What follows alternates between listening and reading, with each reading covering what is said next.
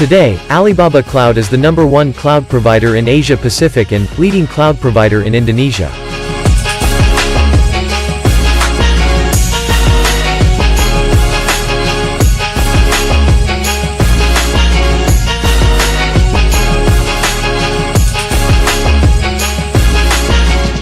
Ever since Alibaba Cloud started its journey in Indonesia, we are continuously shining. We are trusted by thousands of leading enterprises in Indonesia.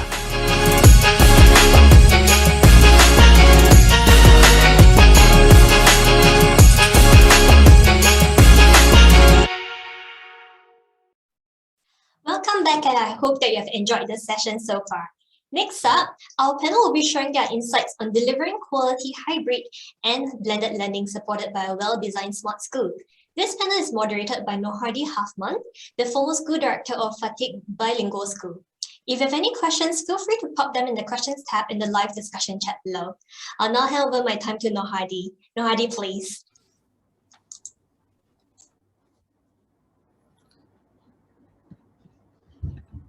Okay, thank you, XU, for your kind introduction. I'm delighted to be a part of today's session.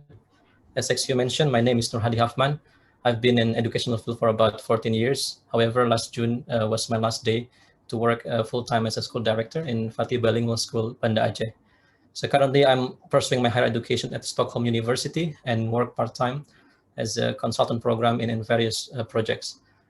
It has been an honor to be here moderating this session, as I was invited to join EDUtech and given several options to moderate the live session. I definitely chose this session.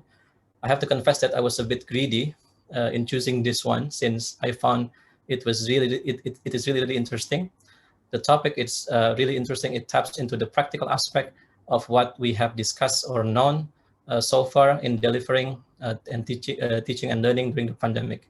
So I'm sure there are unlimited issues we can address, as many school and educators, teachers have been struggling for almost 18 months adapting to the pandemic situation.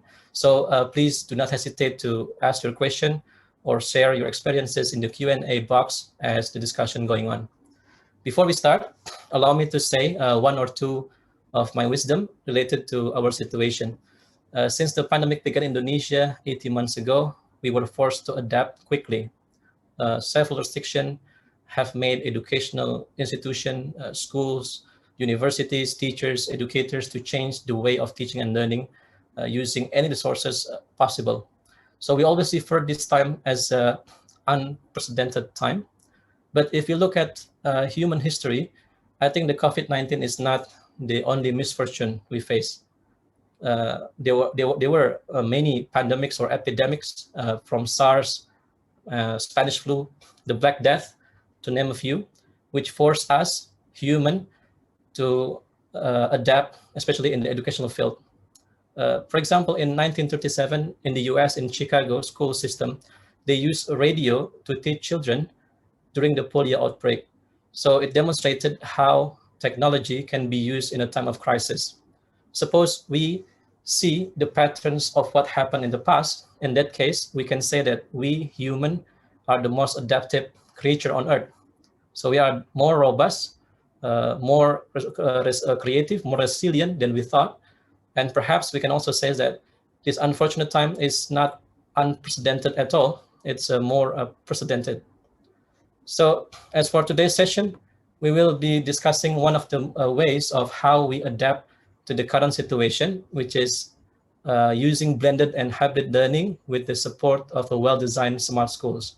So in this session, we have prominent panelists, speakers from different institutions. They are school leaders, they are educators, they are practitioners, and they are experts on in their field. And also we have one representative from the tech developers.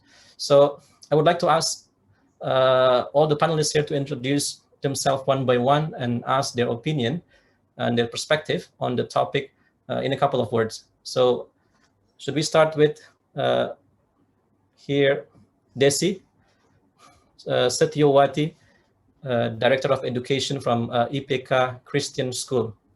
Desi, over to you. Yeah, sir. Okay, my dear fellow educators, I'm Desi Syawati. Actually, I'm the academic director of Yayasan Sekolah Kristen Indonesia, or YSKI, located in Semarang. So this YSKI is a foundation that covers some private K-12 schools, and my main job as the director is to manage all the teaching learning process, the curriculum, and also the learning system, and at the same time maintain and upgrade the teacher skills. Blended or hybrid learning will be a great challenge for us because most of us haven't started yet since the pandemic. We still have to deal with online or home-based learning because of the situation. But again, flashback to 18 months ago when we just started online learning, everything was in chaos, seemed to run wild and unorganized. The teachers, the students, even the parents were confused and didn't know what to do. We received a lot of complaints and argument from the parents. But thank God, coming here, everything is getting better. We have made a great progress. The teachers are getting creative, they are getting skillful. The parents and students, they are getting sportive. So I always tell the teachers that we have made a great jump to the future and we are not coming back. That's why we need to form a new way of learning. And I think blended learning will be a perfect solution. So we as the management, as the school, need to prepare to provide better facilities, infrastructure, and smart school design. So the concept of learning anytime, anywhere can happen. Thank you. Thank you, Desi. That's really incredibly important notes that you bring in here, that the learning should be happens like anytime, anywhere. So the school should be ready, all the educators should be ready. So thank you. So I can see here as Mary smiling when Desi explaining her point. So I think like Mary what she was saying is exactly what I was struggling past like 18 months. Hi, I am Mary, and my official name is Myung-ok Lee, and I'm a head of Department of Mathematics at Sinama's World Academy in Tangerang. And I have been working for private international school setting for past 10 years. And this is something like, something I never experienced, that this is so much fun. And at the same time, so much stressful each day. Just like, this afternoon, I had struggled like one of the group saying that, Miss Marie, we cannot find our math class. And where's the link? And teacher couldn't deliver proper way the link in advance, and he's a new teacher, and it happened like first week of the school, and it is happening, very common. But as Miss Desi said, we are getting used to it now, and teachers are very flexible and very adjusting well, and I am appreciating their like really open-minded and flexible, get ready for any kind of like small difficulties doesn't really hinder them, and they can find out peace again and get back to their normal class. And I guess like educators are finding new way to spark students' creativity, enhance technological skills, and provide them meaningful assessment and guidance so that they can succeed, right?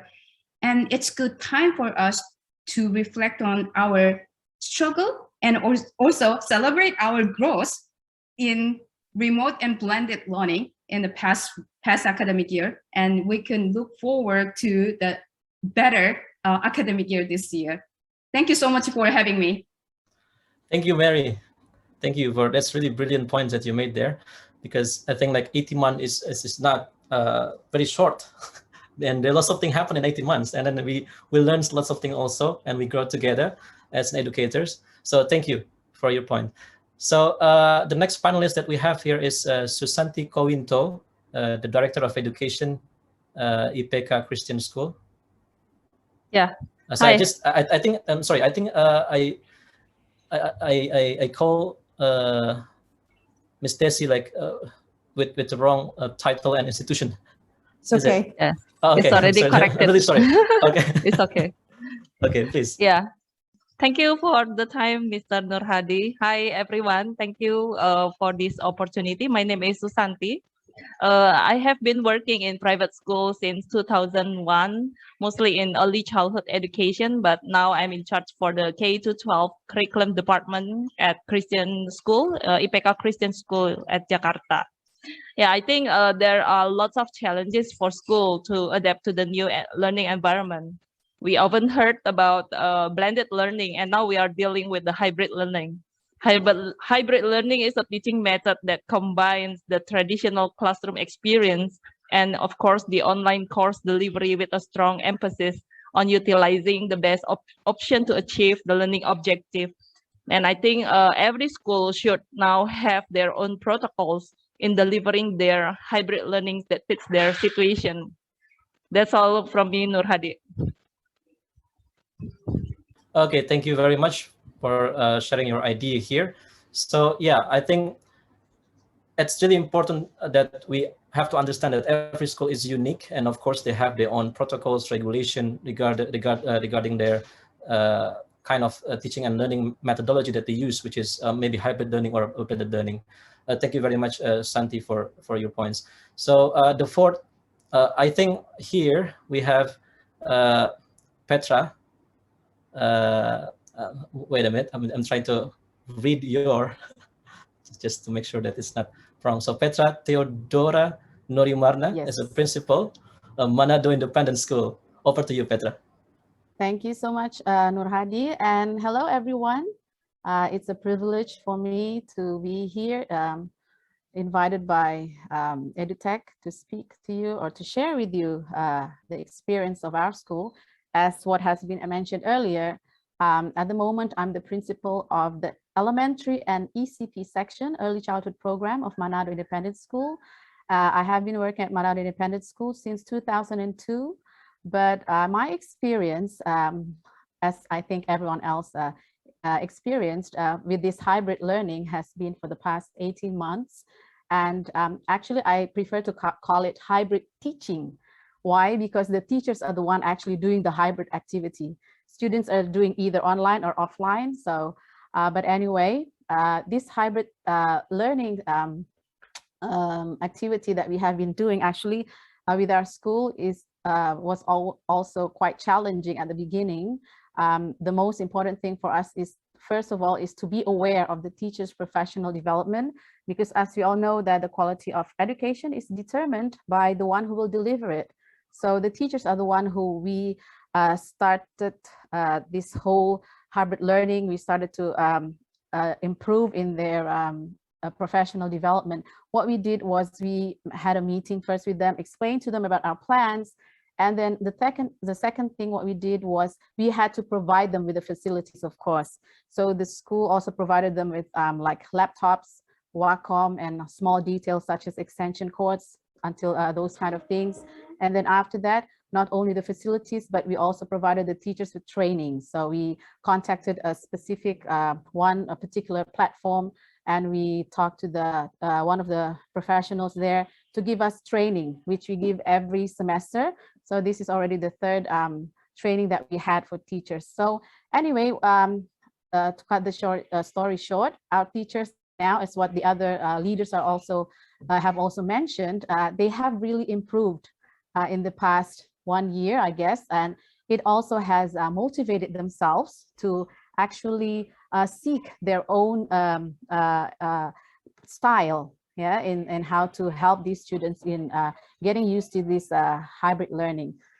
So I hope that by having this pandemic, we look at the positive side of the pandemic. It is helping the schools, the leaders, the teachers, and also the students to learn something new and improve. And of course, it will have impact. We hope it will have a good impact on both teachers and students' well-being. I think that's all from me, Nur Hadi. Thank you so much once again. Thank you very much, Petra. That's really brilliant points that you made there. And I think like technology will not replace the teachers, right? The technology in the hands of the right teachers can be like very, very transformational. So as you said, continuous professional development is very important. So we have to know the level of the teachers, how they can use the technology during the hybrid learning or blended learning. So yeah, that's very, very important points that I think it's in one of the aspects that we should discuss today. So the last panelist that we have here is, I can say, a representative from the tech developer, which is Adi, from the CEO of EDUku, sorry, Adi Halim. Over to you, Adi. Thank you, Hardy, for the introduction. Hi, everyone. So it's me, I'm Adi, and I am the CEO of EDUku. So before I'm going to start, I just want to talk a little bit about, maybe I'm the only panelist that don't have any educated background right now. I want to take this time to appreciate and thank you for all the educators, for all the panelists that has been struggling with teaching our students, teaching our younger generations throughout the past pandemics. It must have been really struggling moment. So I want to thanks everyone for being able to do so. So a little bit about me. So I have been providing LMS, or it's called Learning Management System and Digital Platforms, to public schools in various areas in Indonesia.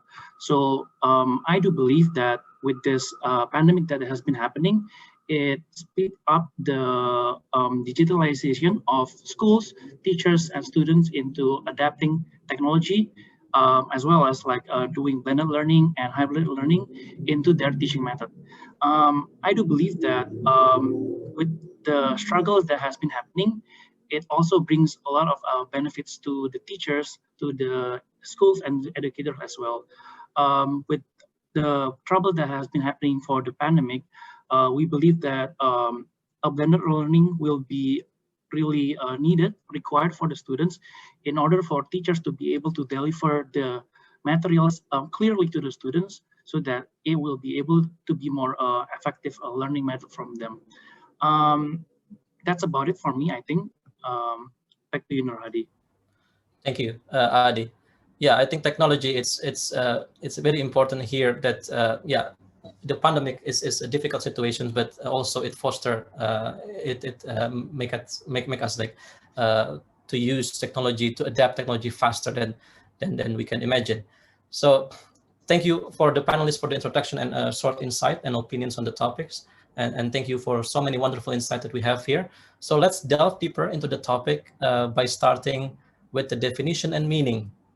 So here, when we talk about delivering a quality hybrid learning, blended learning in the context of smart school, well-designed smart school, there are few keywords that we use here in our discussion, which is, I can mention here, for example, well-designed, smart school, quality learning and teaching.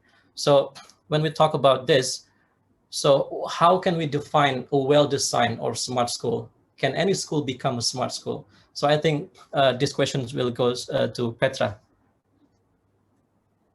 Okay, thank you, Nur Hadi. I think smart schools are schools in which every lesson or subject taught is being integrated with technology.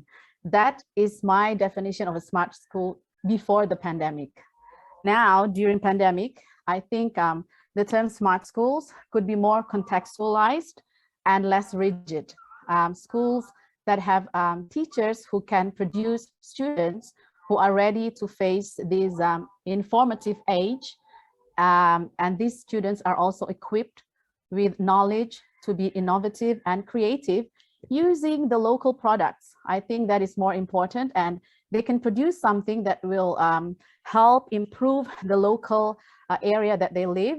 I think that school can already be called a smart school in their context.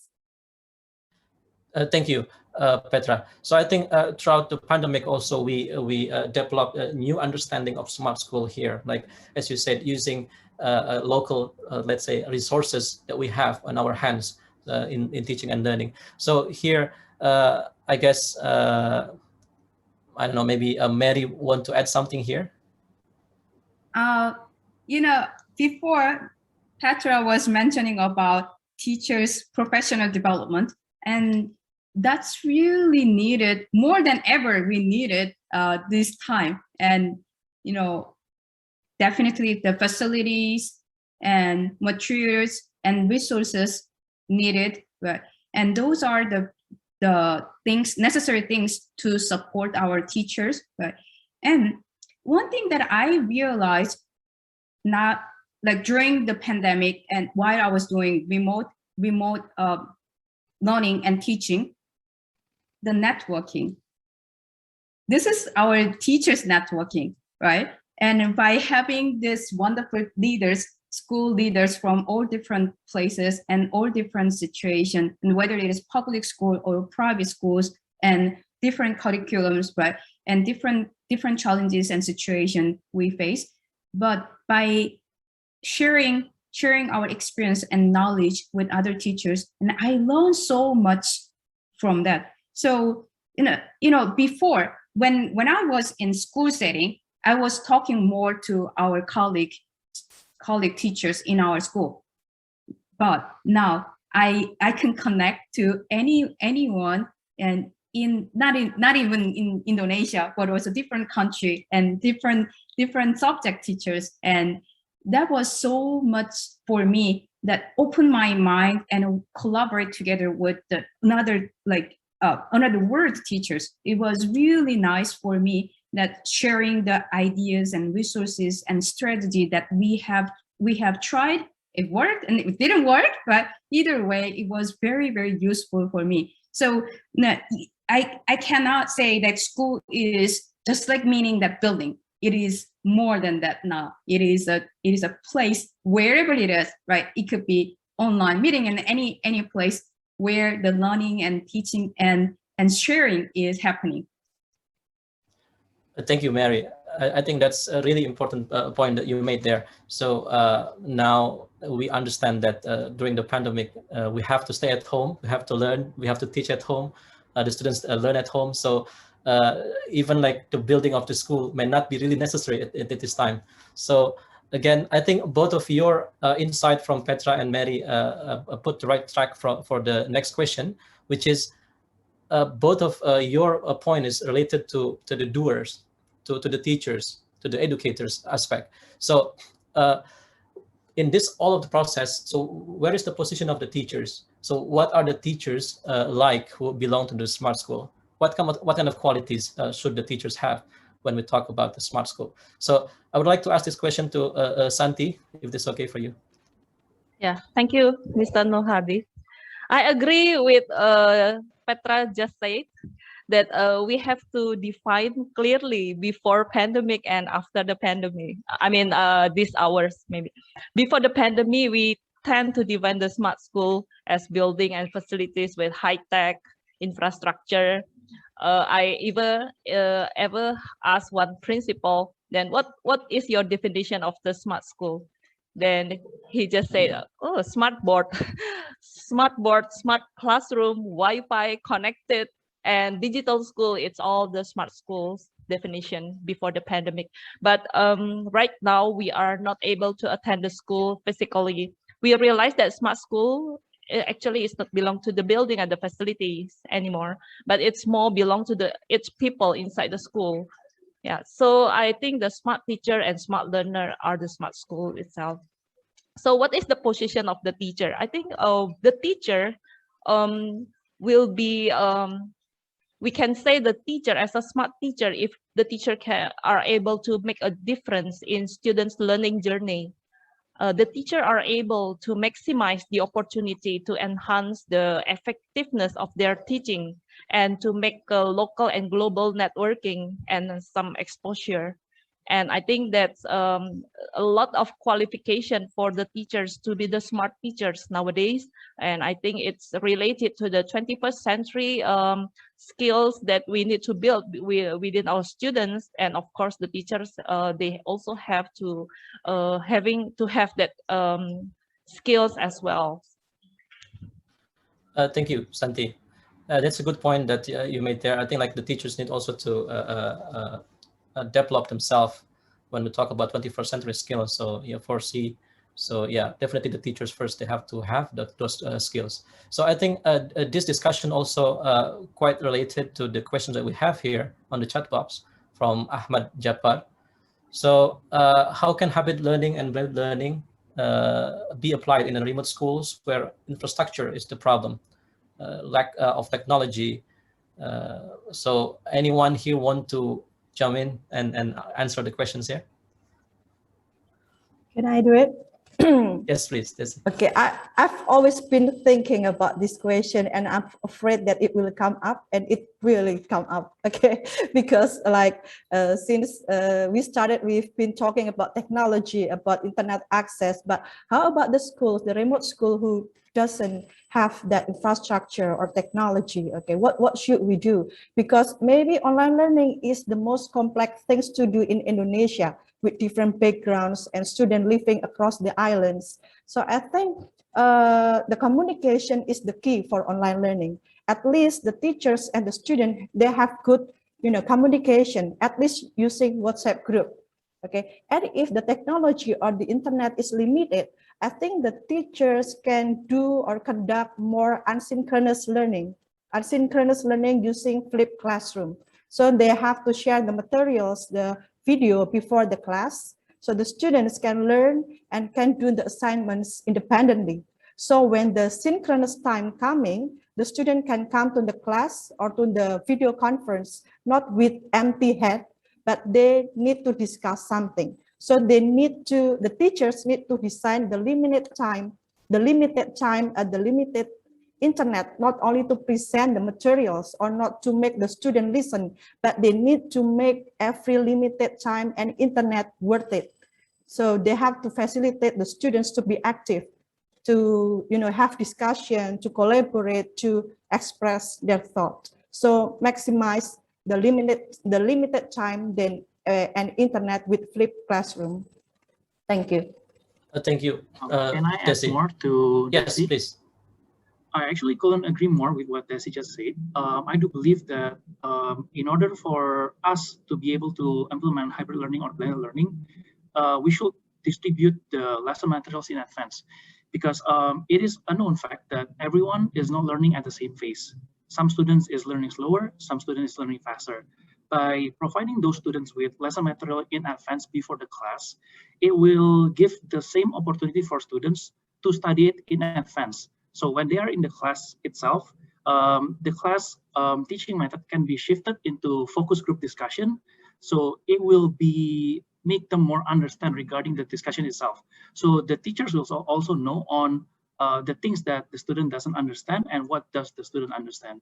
So yeah, I think giving or providing the lesson materials in advance is one of the key for hybrid or blended learning. Thank you, Adi. I think if we have all the audience here joining with us online, I think they will be nodding their heads, agreeing with you all. So thank you for very insightful answers there. So yeah, be more effective and efficient. That's the keys. And of course, using flipped classroom, and then giving beforehand all the materials, what they want to learn. That's one of the ways also to make sure that regardless the infrastructure, we can still continue the teaching and learning.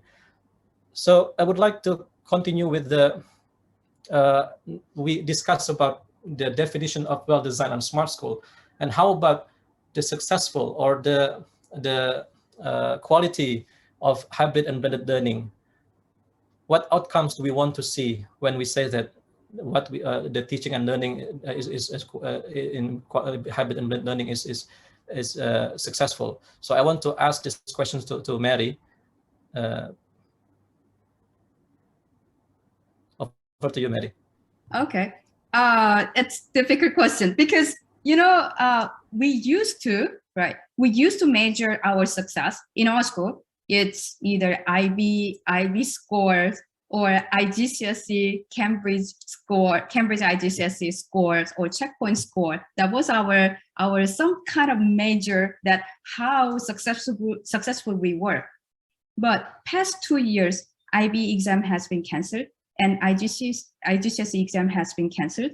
So when those external exam has been cancelled, like suddenly we students, they feel like they lost their purpose, they lost their direction.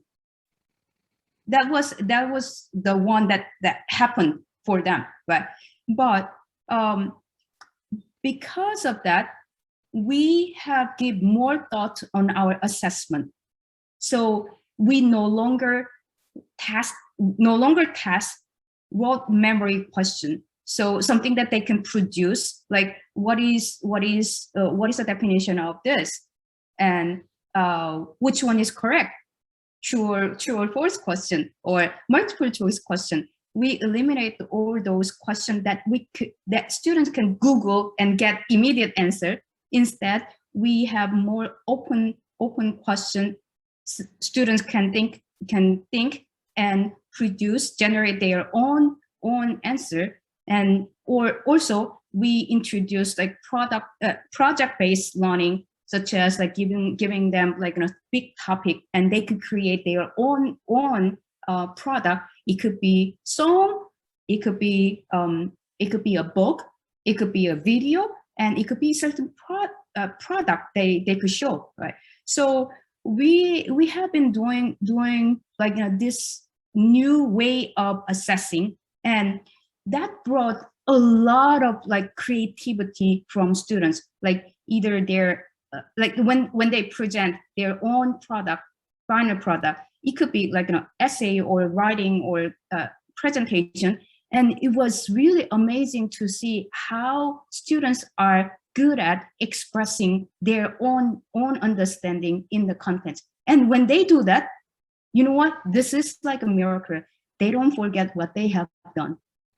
Rather than memorizing whole book of the content, even though it might be just one topic, they can claim it's their own, and they would never forget what they have done. Which was quite, for me, I can say that this is more successful than the getting 100 in the simple testing question.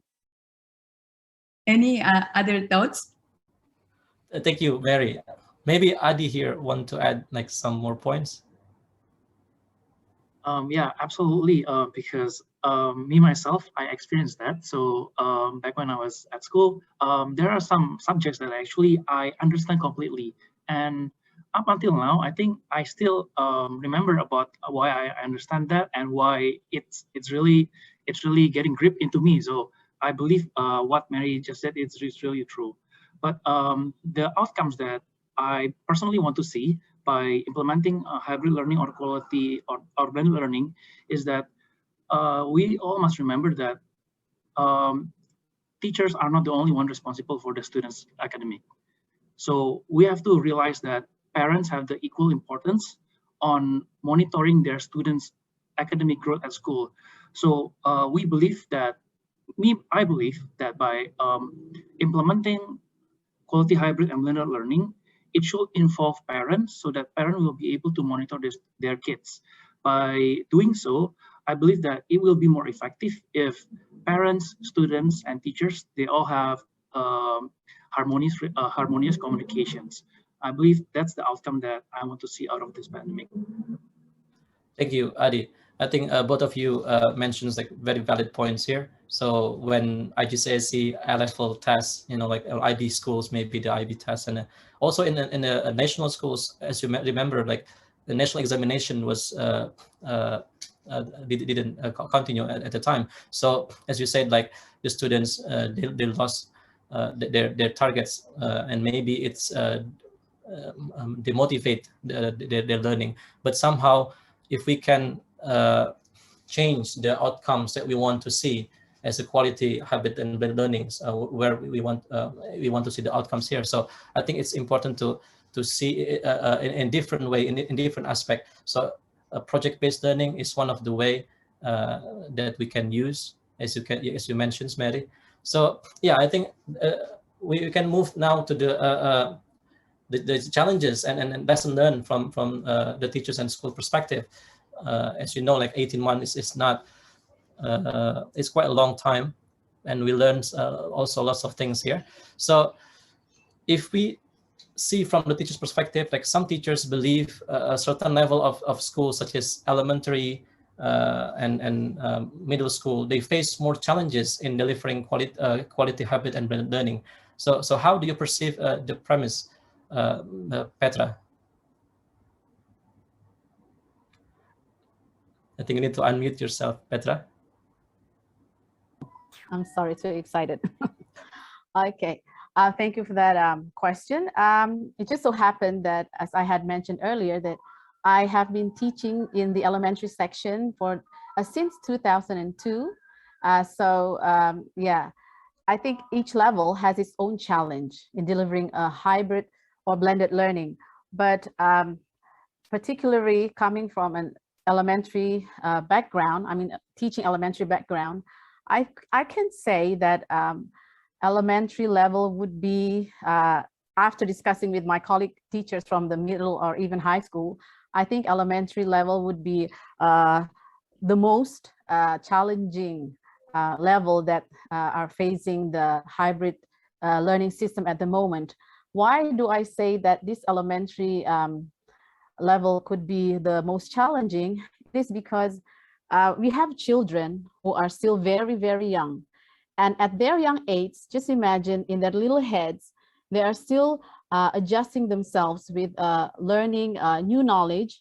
And at the same time, they have to be introduced with new facilities such as like the laptop, gadgets, even phones, tabs, and even how the buttons of these gadgets function. So what I would like to say here as well is like what Adi had mentioned earlier, that the involvement of parents are very important. So how it can become more challenging is whenever this involvement of parents are is less. I mean, when I say less is we have students who have very busy parents. So the students are most of the time just left with their grandparents or their nannies. And they also are not very, aware with these tools. So they have a hard time in helping these children.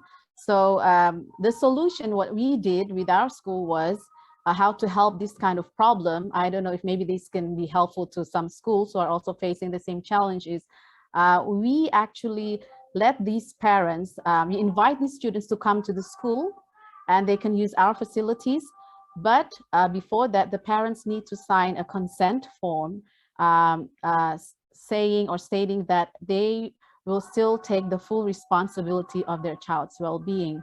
So whatever happens, especially during this pandemic season, the parents are still taking the full responsibilities of their children. But then at the same time, also as educators, we feel we are responsible also for their education.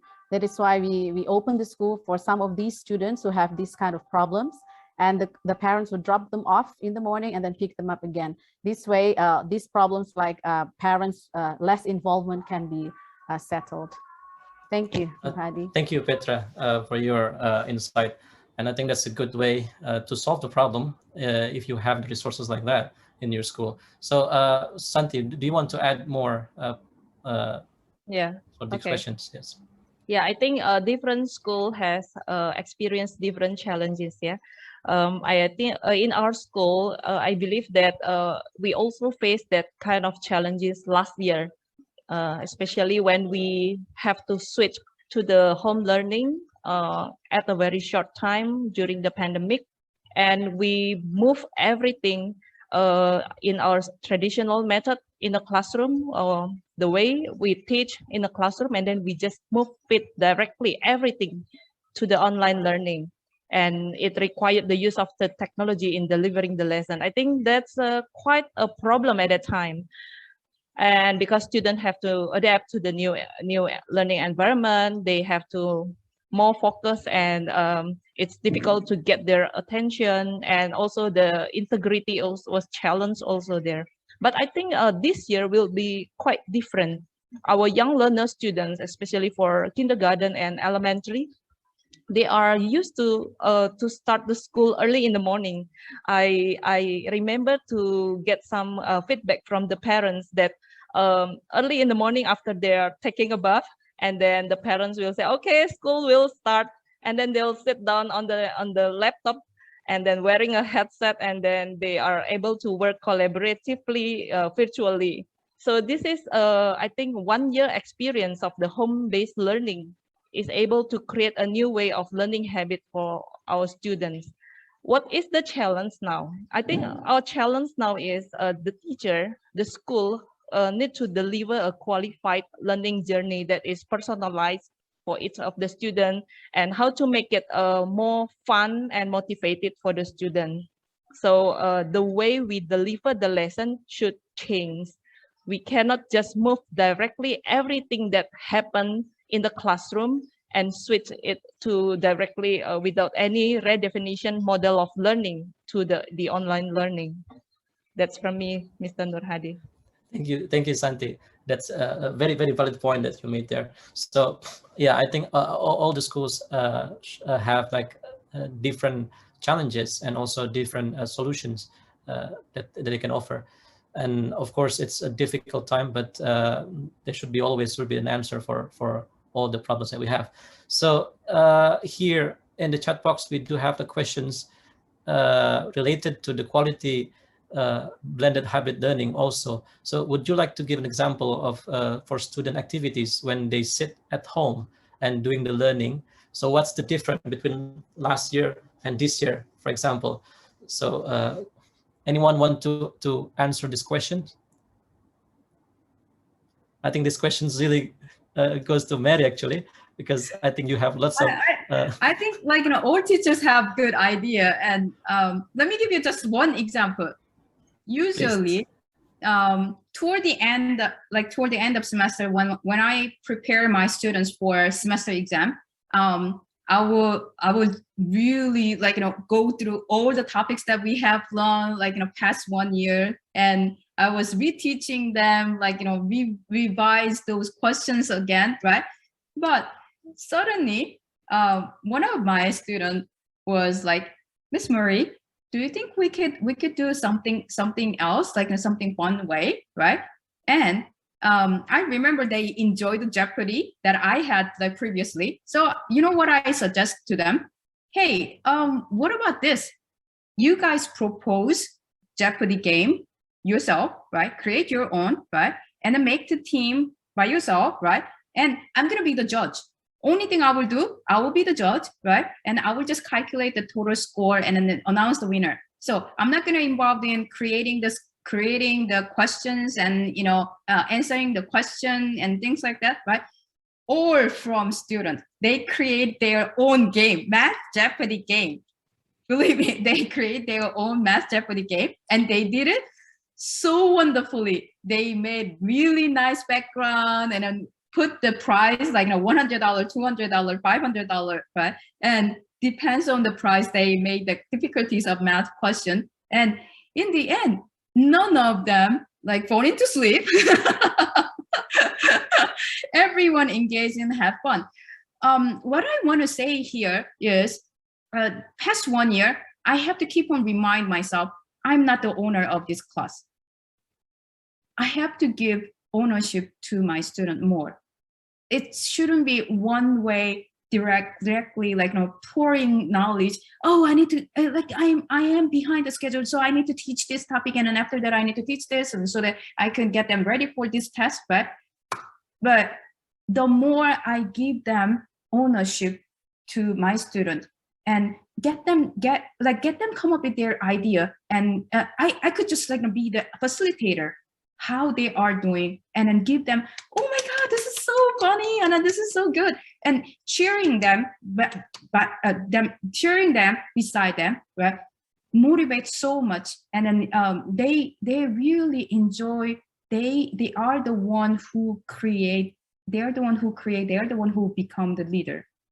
That was my experience. That's just one experience with my students, and I did the same thing with my older group. Come up with giving them big topics, and you come up with your own way how these topics you can approach. What was your success? What was your error that you made? And then how we can make it improve? Can you share with your peers? Or sometimes ask peers opinions, and peers assessment, and peers assessment was also given. Feedback and assessment was given. I think other teachers must have more creative idea. Yes, thank you, Mary. I think I really like the keywords that you use, giving ownership to the students. So that's how we can involve them in the activities, and I think it will not make them fall asleep during the lesson. Okay, so yeah, here the difficulties that the teachers face also experienced by the students as well. So when we talk about quality, present the quality of blended learning and hybrid learning, it's also related to the young learners, young age students. So how can we present, what is the difference when we present this quality hybrid and blended learning? Although like you mentioned, some of the panelists here mentions in your experiences while dealing with the young age learners. So how can we present quality blended learning to young age students? So I would like to ask these questions to Desi first and go back to Susanti, please. Yeah, I guess the younger the learners are, the more difficult the teachers to deliver, quality hybrid or blended learning, because as mentioned before, the younger children, they lack of concentration and they lack of independence. They really depend on adults. They really depend on their parents. So the teacher has to be very, very creative. And when I saw Mary and how she was very enthusiastic in teaching, I think the kindergarten teacher should be like that, not just like sitting on the laptop like this and talking, you just need to stand up using camera, you can sing, you can dance, okay, attract their attention. You have to be more interesting than YouTube. I guess I always tell the teacher, you have to be more interesting than YouTube, than any game. You have to play with them. You have to stand up wearing, different costumes, wearing hat, wearing everything you can, and entertain the students, because younger student will be more difficult to handle. That's why they should give more, better income for kindergarten teachers. Is right? And we have two customers, actually, not only the children, but we have to satisfy the parents. Usually they complain a lot because they need to guide the children more than the senior. So I think we need to satisfy both the children and also the parents.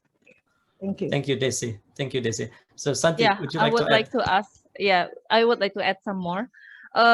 First of all, for the young age student, we have to know, as a teacher, as a kindergarten teachers or elementary teachers, we need to know the stages of development of the children. So when we know how they develop in each of the area, and we also know the competency that need to be achieved. And moreover, the school has student profile, of course. So we understand what once the students come to our school, we know we would like to build this profile within the child. And during the blended learning or hybrid learning to the young age student, I think we need to involve the parents. And even sometimes their nanny, because some parents are working outside. And we experience involving the grandmother and grandfather. And one experience that the grandmother contacted to the school and say to the teacher that, oh, miss, I have attached the file to the Google Classroom, etc. Then it's a grandma was able to do that for the grandson. And the other thing for kindergarten, I think play-based learning create some activity that actually play-based activity. And for the elementary level, project-based learning will be very good to be used during the classroom. And gamification, clear instruction, clear communication, and use all the hot activity rather than lots, because it's very important. Some students will get bored very easily because they'll spend hours on the screen, and then we have to be able to get their attention by using these kind of things. I think that's my point. Thank you, Desi and Santi, for your insight. So the next questions, I think it's really appropriate for Adi to answer, because it's related to multi-background students. So as you work in the company that work with lots of schools, so what problems will come up when a smartly designed school is applied to multi-background students? So how we Thank you, can Nur. avoid that? Yeah. Okay, got it. Thank you, Naradi. So based on my experience on working with various schools, various principals, and various education authorities from various areas, so Java and non-Java, we do have certain problems that is coming up. I will simplify it into two problems. The first problem is about technology literacy. So we must understand that not all students who are outside from Java have the same technology literacy as students who are in Java. So some of them don't know how to open, let's say, Google Slide, or some of them don't know how to utilize Google Sheet. And I think that is a problem as well. But that's not only limited to the students, but some of the teachers that I met when I was at Kalimantan, they are having difficulty on providing students with PowerPoint slides, because it is not something that is common with how they teach their students. So I do believe that to improve, I think technology literacy is one of the problems that will occur. And the second part is infrastructure. So I think it correlates to what Mr. Ahmad Japar has been asking. So at some part of Kalimantan, let alone internet, there are not even equally distributed electricity. So at a certain times, there will be a blackout coming up. So they have to finish, or they have to provide everything before that. So what the teachers or the school is providing the students with is that they are providing students who don't have the smartphone or the internet connection data with a computer lab within their school, so that those who doesn't have the infrastructure will be able to go to the school, and then school will provide them with the computer lab in order for them to access the lesson materials for blended learning and quality learning and the hybrid learning. Thank you, Adi. So here I think Petra has your own personal experience on this. Would you like to share, Petra? Yes, thank you, Nur Hadi. I do agree with what Adi had mentioned. Infrastructure is actually very important. Some of our, most of our experience actually with our students that we have, as you all know that our school is located in Manado, and most of the problems that occurred during this online learning is actually the blackouts that happen. Suddenly, I get a text, a WhatsApp text, or some teachers, I'm sorry, ma'am, there's a blackout, we cannot join classes. That is really most of the problem that occur. So it is true what Mr. Adi mentioned, and I think I also explained earlier that our school provides a computer lab for such students who have problems with the internet or with the blackout during the classes. So parents are really happy when we provide those, when we open the school for their children. So we invite them to come, and yeah, they can join the classes from the beginning till the end. And another thing maybe also that we often experience is that parents, like what Adi also mentioned, is the computer literacy or the internet comprehension of these parents, that which meaning not internet, I mean like with the apps that we are using, some parents, because they're so busy, they, even though we have been sending how to use it, like a manual for the parents to read, to go through, but since they are so busy, they like to just skip it. They think, okay, we'll just do it when it's class time, and then that's the time when they started to text me, man, why is it that this cannot be attached? Why is it, excuse me, ma'am, did you read the manual that we sent you? And parents, oh, there's a manual. So I think parents, parental involvement also is very important aside from the infrastructure here. Nur Hadi, thank you. Thank you, Petra. I think my experience, my personal experience is quite the same with you because I work in Banda Aceh, and it's really the same problem that we face there, the blackout things and the digital literacy of the parents. So it's a bit a headache actually, but somehow we have to solve the problem by doing, for example, like what Petra explained before. So thank you. So there is one question I think that most of the educators ask related to blended and hybrid learning, which is like the support of technology cannot replace really the human interaction between teachers and the student. So how about teaching moral value, teaching like more complex, more abstract value that we want our students to have in the context of remote setting. So how about doing this successfully? How can we deliver the quality and hybrid and blended learning in this context? So I would like to ask this question to Desi. Okay, moral value is very important because we need to transfer not only knowledge but also value. That's the point of educator, right? But during online learning, it will be very hard for us to observe the students. The most common problem coming is about integrity. Is that right? I mean, like honesty while they are doing the test, that flying colors coming because they can pass the test easily. We cannot blame them because the Google is there, the parents are also there. So I think the strategies that we can do is try to observe them during the Zoom, during the video conference. Still, insert them with moral value, always remind them that authentic skills is much more important than the grades. But as teachers, we also have some strategies. Like, for example, we can combine the written test with oral tests. Individual oral tests will take time, but it will make us understand the students better. And also we need to create a project-based learning. And once again, we need also to create question that requires a high order thinking skills, not only memorizing. But funny thing happened when we give students difficult question. They told us that even the Google doesn't know the answer. How can we know the answer? Okay, so try to find question that is not in the Google. So yeah, that's some strategies that we can do.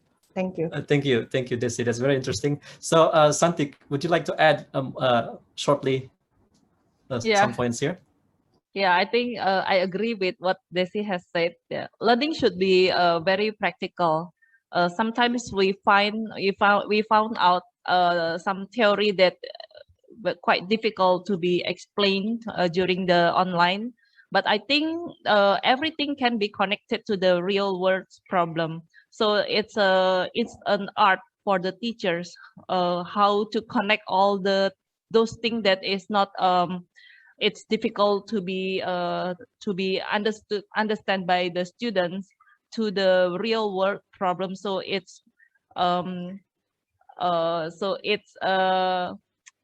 when they connect to what they face in their daily life, I think it's easy to be understood. Thank you. We don't have much time here, so I would like to ask Mary to wrap up and maybe just give like takeaways from what we have discussed today.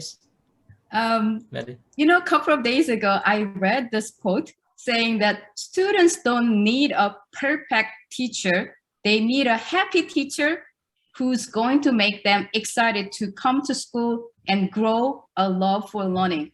I was